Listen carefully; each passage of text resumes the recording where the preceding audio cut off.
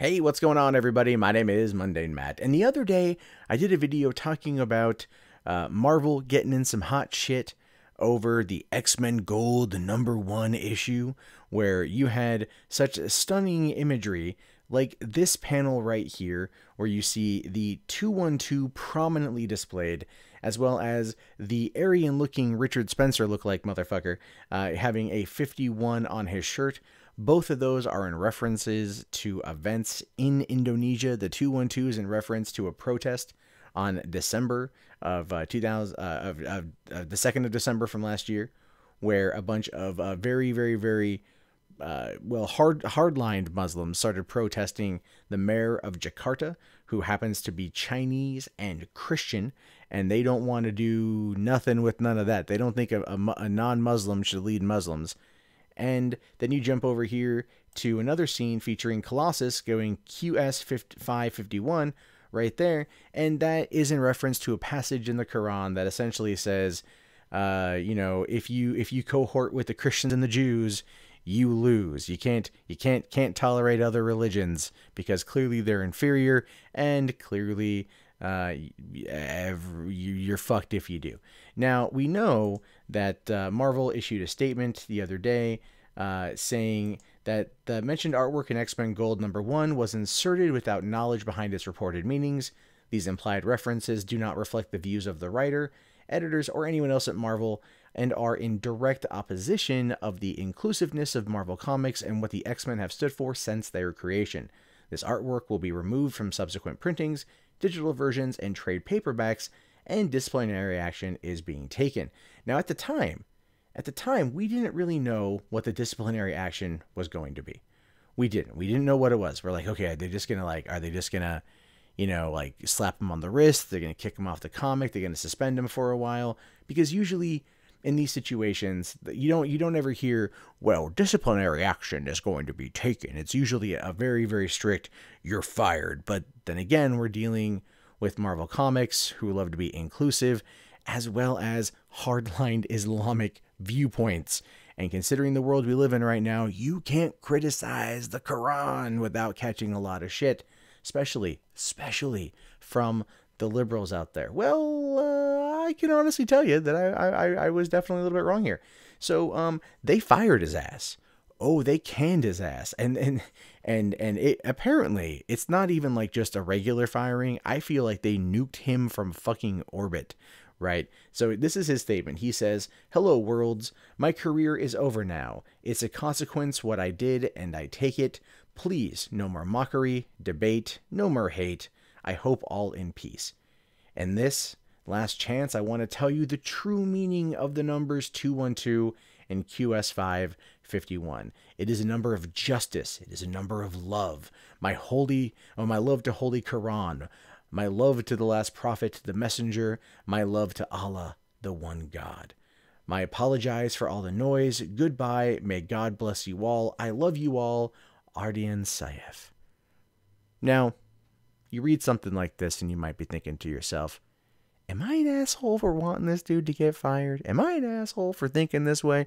Am I an asshole for getting upset at what this guy did? And the answer simply is this. No, you're not an asshole. You're not an asshole. You just don't want extreme religious ideologues crammed into pop culture and not have it be disclosed that it's there.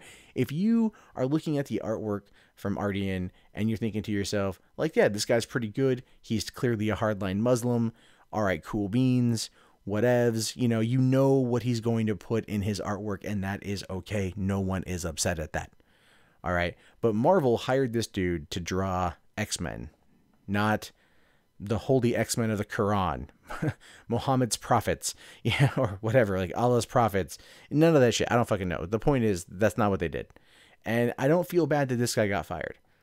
But kind of looking at what he says, it does appear like they basically blacklisted him from comics. Now, will this be permanent? Probably not. The dude's too talented not to get more work, right? He's clearly talented, like that, and that's one of the shittiest things about it. This dude's artwork, I said this in the last video too, is fucking bomb. It's good. It's well done. I would like to see more of his work, but it's just the fact that he interjected in these these things, one of which dealt with intolerance against a Chinese Christian mayor of Jakarta, and the other one is a passage that's basically like, fuck the Jews and the Christians, no bueno. You can't really get behind that sort of thing if you know, to be in there and not call out as some bullshit. And Marvel acted appropriately. They acted in the right way. The question is going to be whether or not the SJWs out there, if they get butt mad over this, right? Because you know how they are, right? You know how they are. They grab their torches and their pitchforks and they scream to the heavens every time a progressive SJW comic gets destroyed by Marvel because it's not selling well. And they're like, but the fans are there. No, they're not. If they were there, they might buy the shit and the comic would still be around. But this is a situation where I don't think they're going to chime in on this. One of the things that the liberals, the leftists, the SJWs, whatever you want to call them, whatever pejorative you want to use, and of which there are many, one of the things they don't do is they don't tend to criticize Islam, and they don't really get involved in these particular situations. Yesterday I did a video about the Dina Ali, right? The girl from Saudi Arabia who was trying to flee Saudi Arabia. And feminists were being bombarded with messages. Make videos about this. Talk about this. One of your sisters is in danger.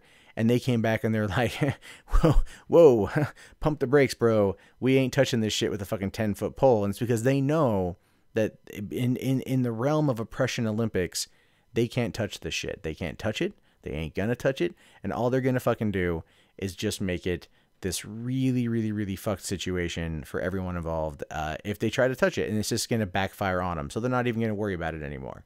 So the sad thing about this is I fear like this backlash to this situation will result in more people maybe not getting into drawing as much. And I know that's kind of a dumb thing, and that's probably not true at all, but like it's a situation where I want any artists out there that are looking at this and they might have their own personal beliefs and they want to express themselves through their art. When you're on a job, you are paid by somebody else to create work for them. Save that political shit for when you're fucking home. Save that political shit for when you're working on your own projects. Don't jeopardize your career because you want to get in a cheap fucking shot at Christians and Jews. Because guess what? The internet likes to look this shit up. The internet gets bored. And when you get weaponized autism coming in like a motherfucker, you're not going to survive. Which is exactly what happened to Ardian Syaf. And you know what? It's a shame because the dude clearly is good at what he does. And he had to fuck it up by putting in extremist bullshit. And that ain't fucking cool. Hey everyone, thanks for checking out the video. If you guys want to support the channel, social media is the best way to do so. Share it around, talk about it, get in on the conversation. Support me through Patreon. Check out MundaneChats. Check out $3 Theater. Subscribe, like, comment, engage with Mundane Matt here on the YouTubes. Thanks, guys.